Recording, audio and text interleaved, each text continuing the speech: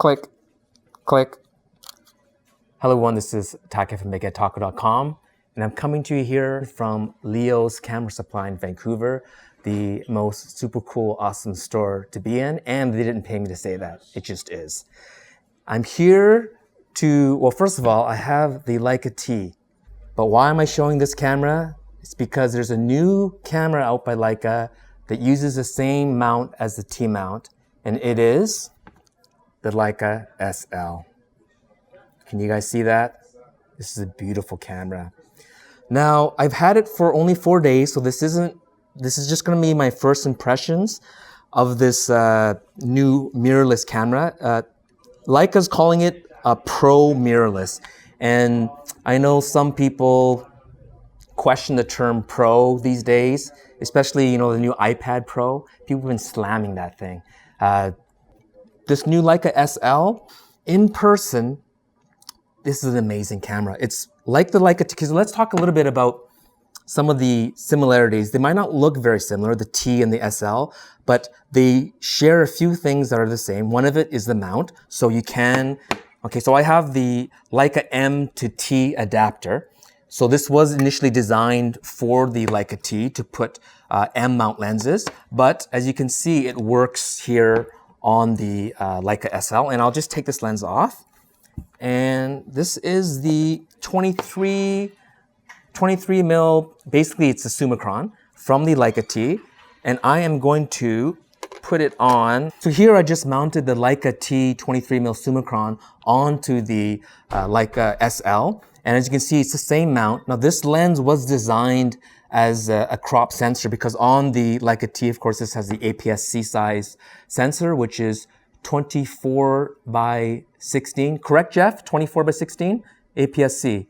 Yes, 24 by 16. And this is a 36 by 24. So on the vertical of the full frame, it's the same as a horizontal on the APS-C. So obviously, this 23 mil is not going to be 23 mil. And it is cropped to 10.3 megapixel, which works out to a 3936 by 2624 image. So you can interchange, but you will have this cropped in.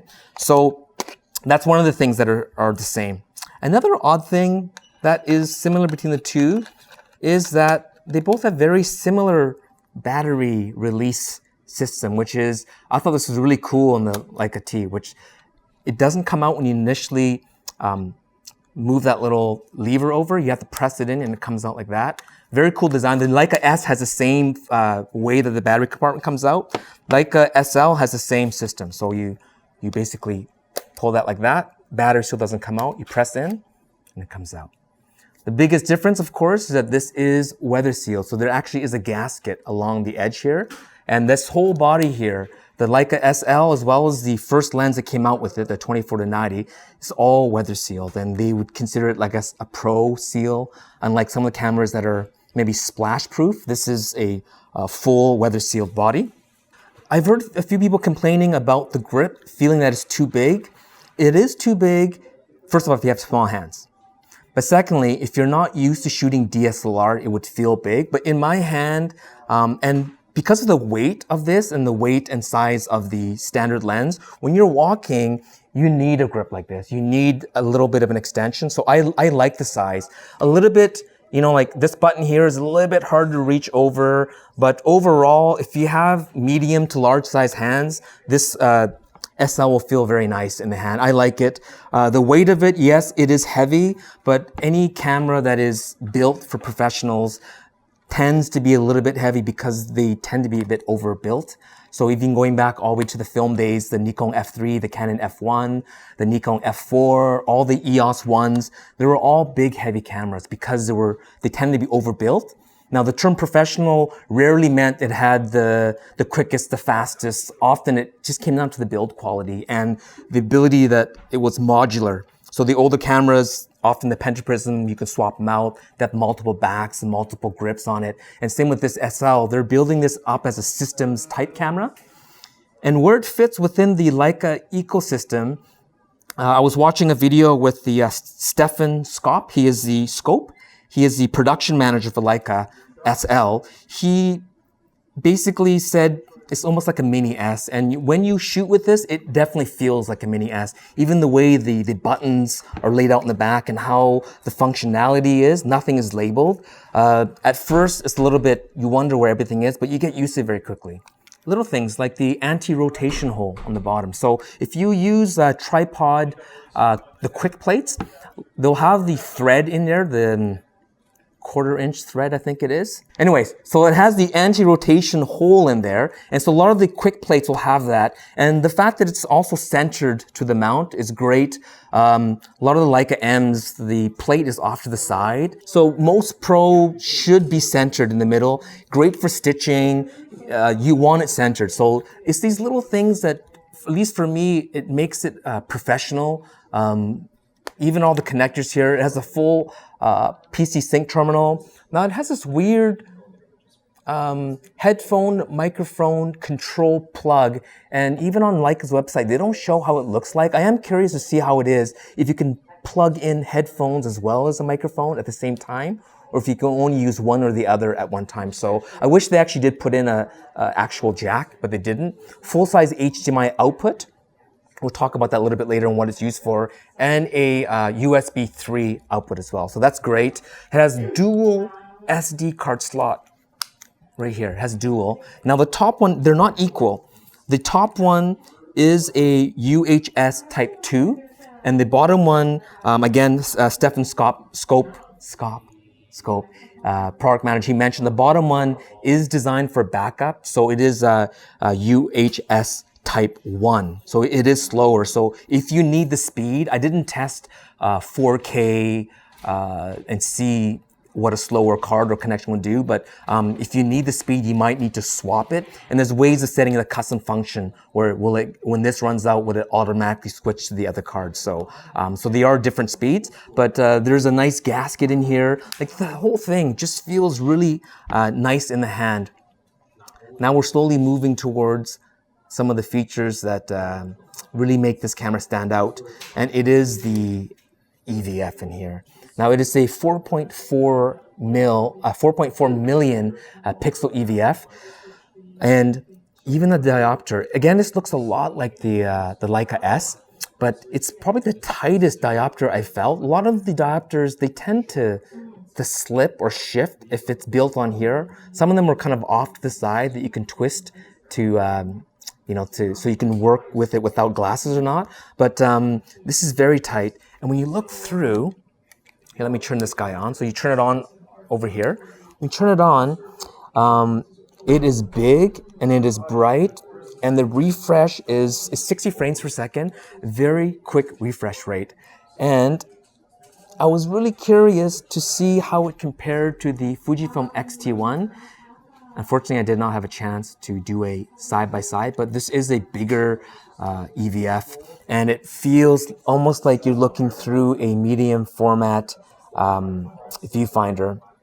It is so good that you actually forget that it's an EVF. Many of my viewers know that I'm a huge fan of optical viewfinders. That's why I like the Fujifilm, the X100T and the X Pro 1 and the Leica M cameras. I love optical viewfinder. The biggest issue with the EVF I had was it just didn't feel natural. This is one of the few EVFs, as well as one on the X-T1, one of the few EVFs that you forget that it's an EVF. That's how good it is. And the magnification is so big that it's just quite expansive when you're looking through here. So that's a great bonus for that. So those are the major functional, ergonomic features of this camera. There are other little things like the OLED screen up here, which is great. So you can just look down and see all your features. Turn off the rear screen if you want to. Use exclusively the EVF as well as the top controller to save on battery life, as well as if you're working in a dark area, you don't have this bright rear LCD screen, shining back when you're shooting.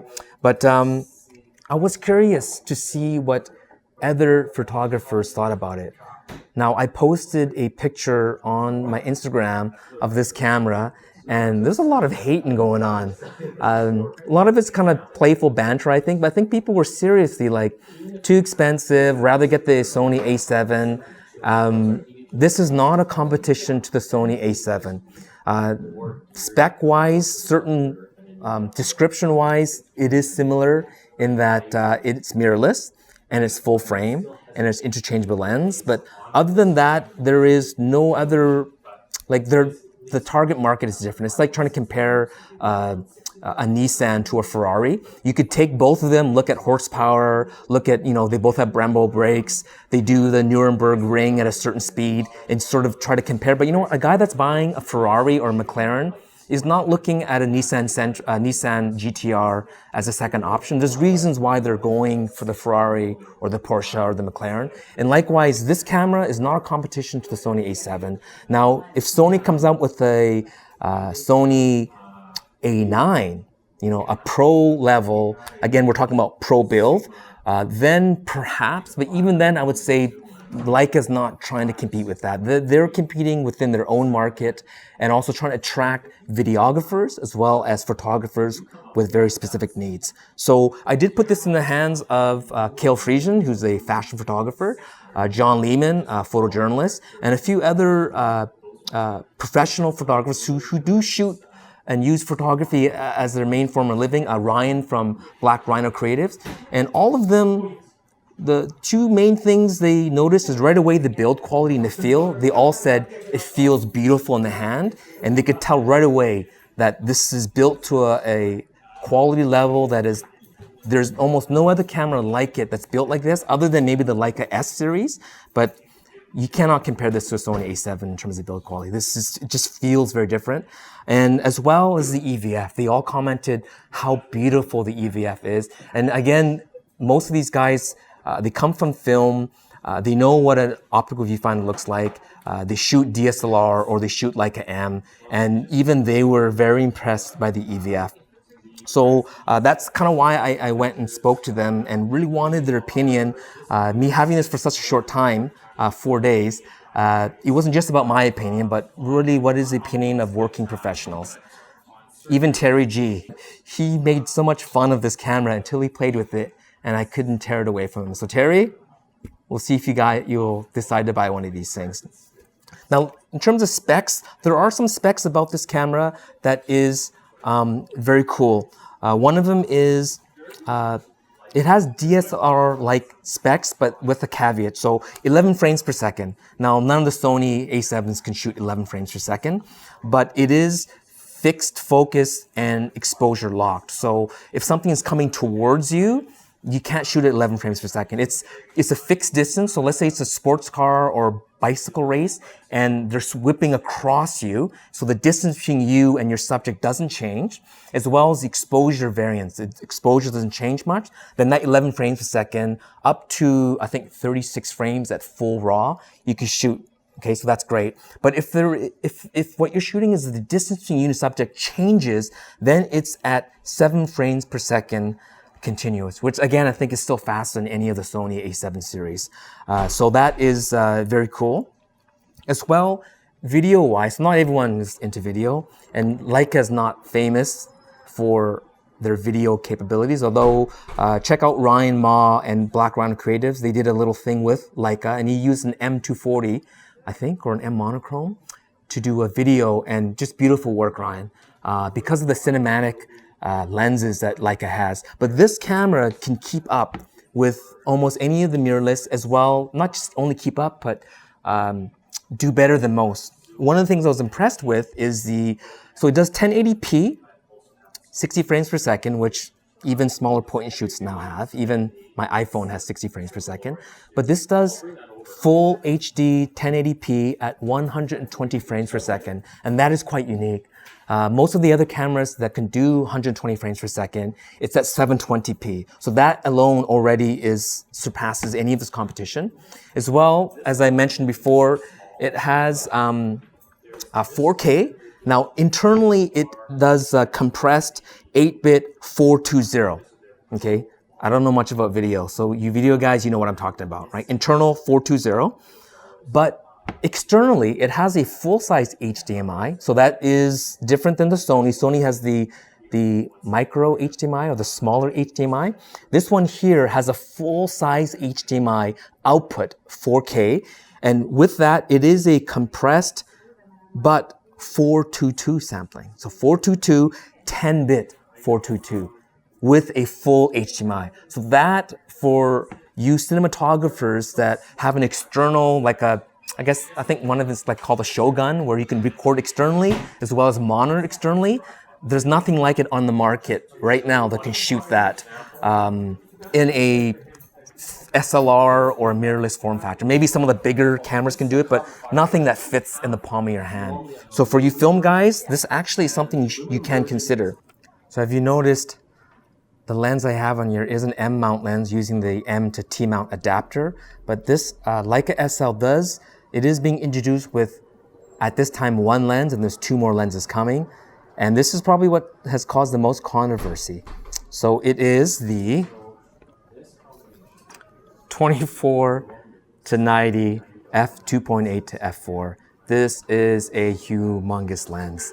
Now in terms of weight, those of you that are used to DSLR lenses, especially the 2.8 lenses, the pro lenses, the primes, this won't feel that heavy. I just had a customer in here recently and he has a lot of the Pro Series lenses and he said, hey, it actually feels kind of light.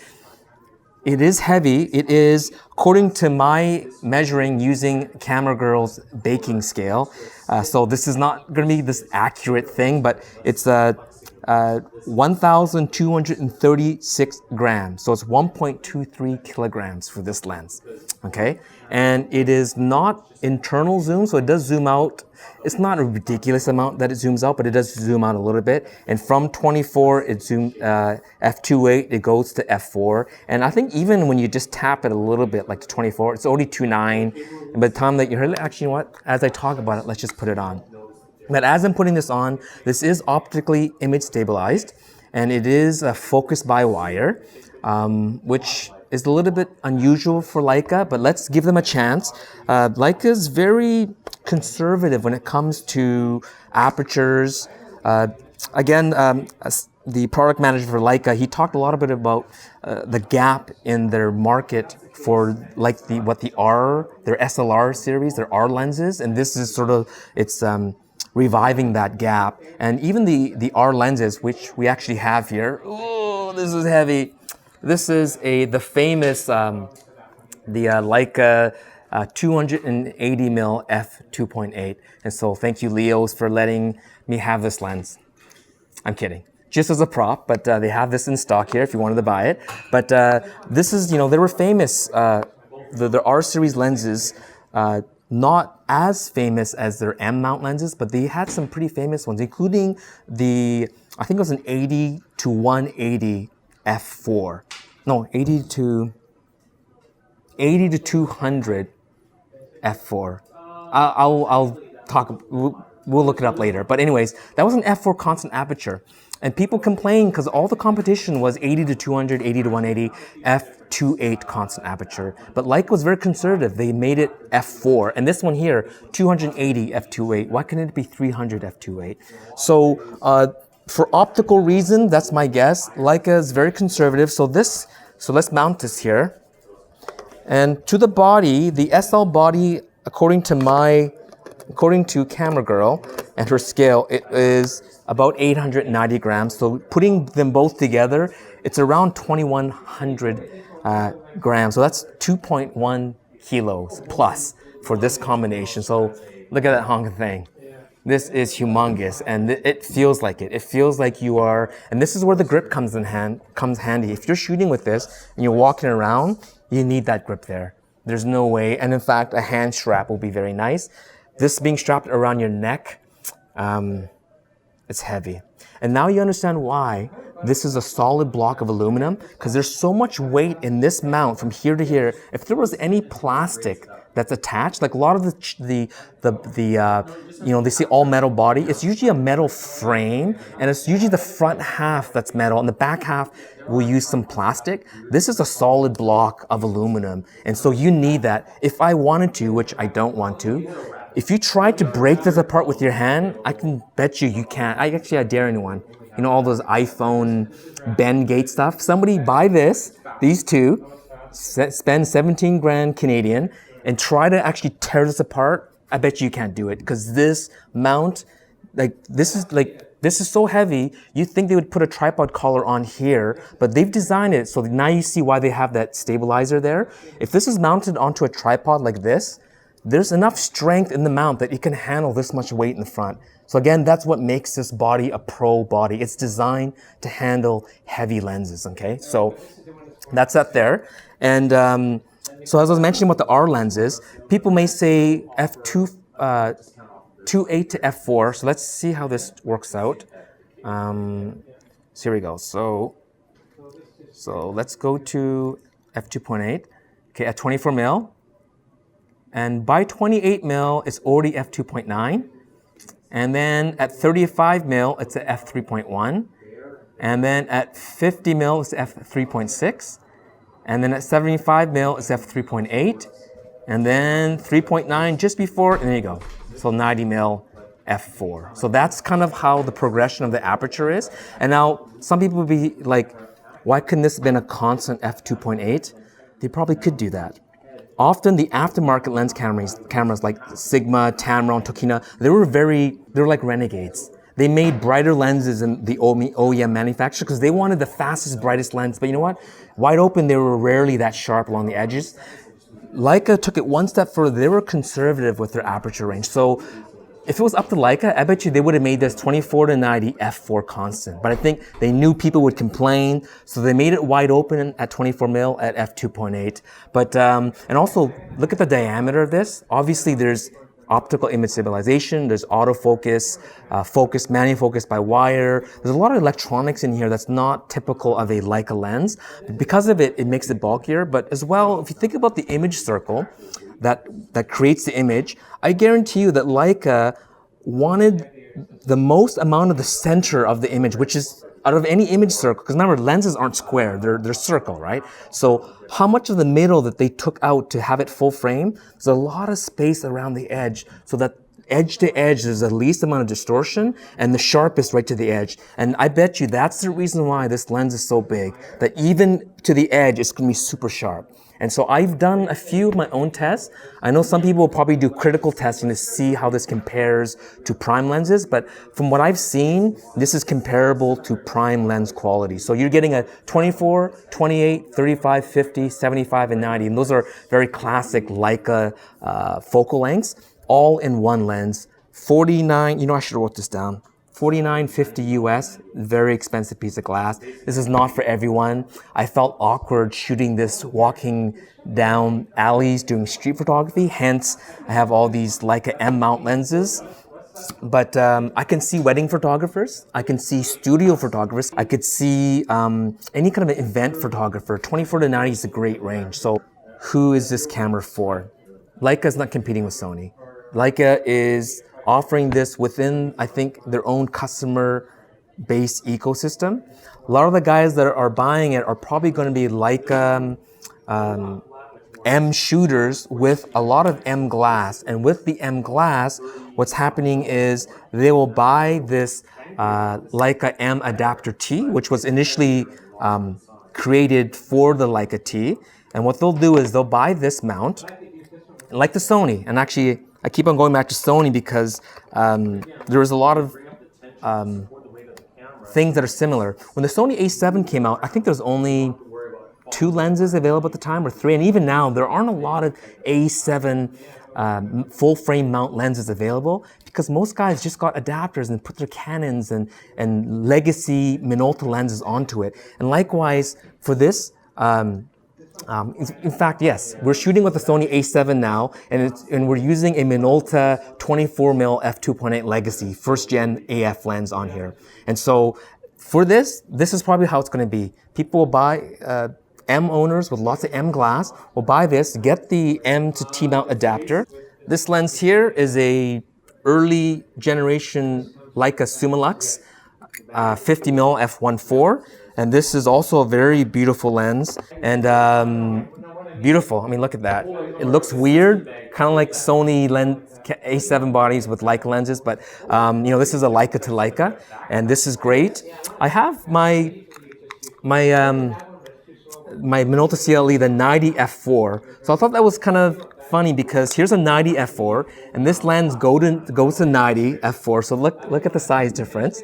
right there. And as well, this lens is a 28 f2. So you have these two lenses. So you have a 28 and a 90, right? And then here is a 24 to 90 and all the focal lengths in between. But it's a huge size difference, isn't it, between the M mount? But again, image stabilized, autofocus, focus by wire. There's a lot in here. But this is the way I think a lot of guys are going to be buying it. With only one lens available when it first comes out, if you are an M Leica fan and you have M, the R mount isn't out yet. But even if you have R glass, that's kind of what this is probably designed for. And Leica's even advertising it that way. If you go to their website, they say something like, over 120 lenses compatible, including the PL mount Leica Cine lenses. So they themselves are promoting this as a body that you can use by buying adapters and putting legacy lenses on here. So that's who this camera is meant for. Two very quick cons or things that you have to remember is that when you shot with rangefinder lenses, besides SLR lenses, especially legacy lenses, when you stop a lens down, okay, so let's use a newer lens as an example. So this is a 28mm Summicron. We'll pop this on here. And let's say you're working in a studio and you're shooting at f8 and you have strobes, and that's why you're at f8. When you look through the EVF, what happens?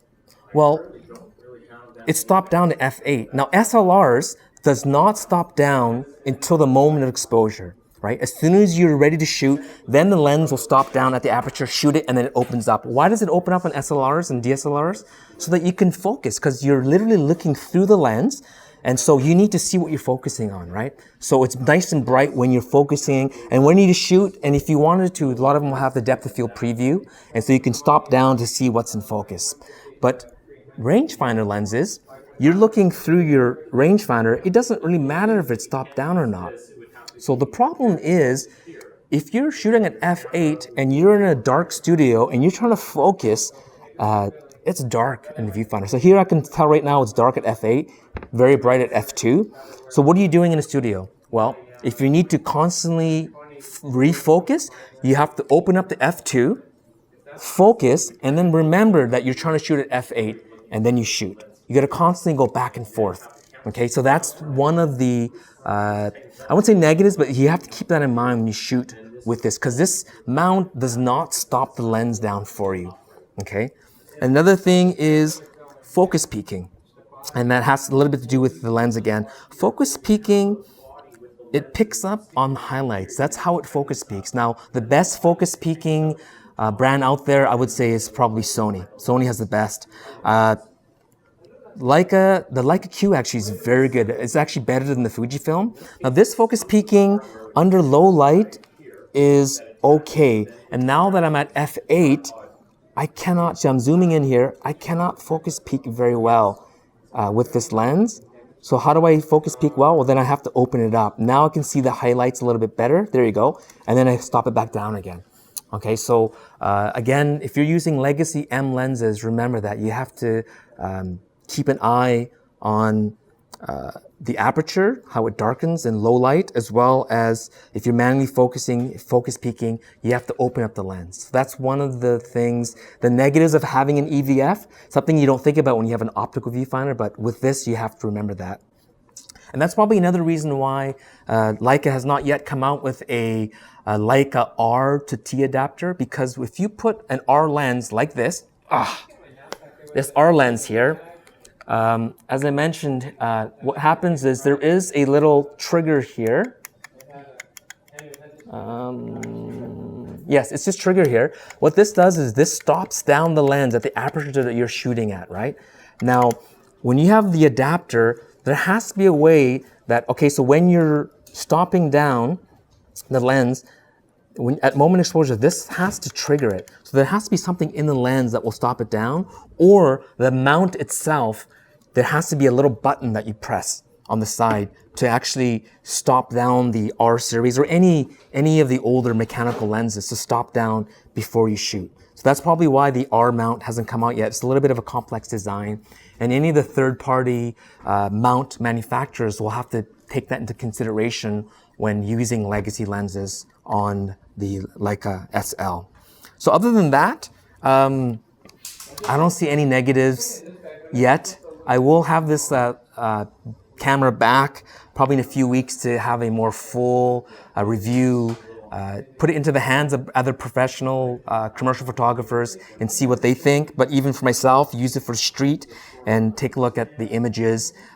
So far, I've had a great time with it. I want to quickly thank Leo's Camera Supply again for letting me use their store to shoot this video, because it's really cold right now. So it's a good time of year to be indoors. And as well as Lawrence, my good local buddy that he's a huge Leica fan. He has tons of, this is his Leica T as well, and his 23mm lens, as well as this lens here, the 28. So thank you, Lawrence. I want to thank Ryan from Black Rhino Creatives for loaning me his old Lux here. And just to mention, I should have mentioned this in the beginning. So I am, as you can tell, I am back in Vancouver because there is no Leo's Camera Supply Hong Kong. If there was, it'd be kind of cool, but there isn't. So I am back in Vancouver. We still have quite a few videos that are in production. So those will be coming out later, but I really wanted to, when Leica contacted me, said, hey, do you want a first impressions to do a video on the SL? How can I say no? So I had to say yes. So this will come out first, and there will be other Hong Kong videos coming after. So look forward to more Hong Kong videos. But until then, look at all this awesome stuff I have here. I'm looking forward to see what you think about this Leica SL. Just ask questions underneath there. I don't know if I can answer all of them. Again, here in Leo's Camera Supply in Vancouver, we will get this camera back soon and do a full review, so keep an eye on for that. Thank you so much for watching. Thank you for all your positive feedback, your comments, your likes, your subscriptions. I really appreciate all the support that I've been getting. Look forward to more videos like this. And so from here, thank you for watching and happy shooting. Click, click.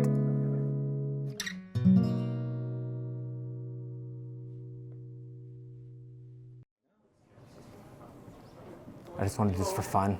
It makes absolutely no sense to do this, but T-mount, or they call it a TL mount, S mount, I can't remember. Anyways, it'll fit on this. Look at that. Let's do it. Click, click.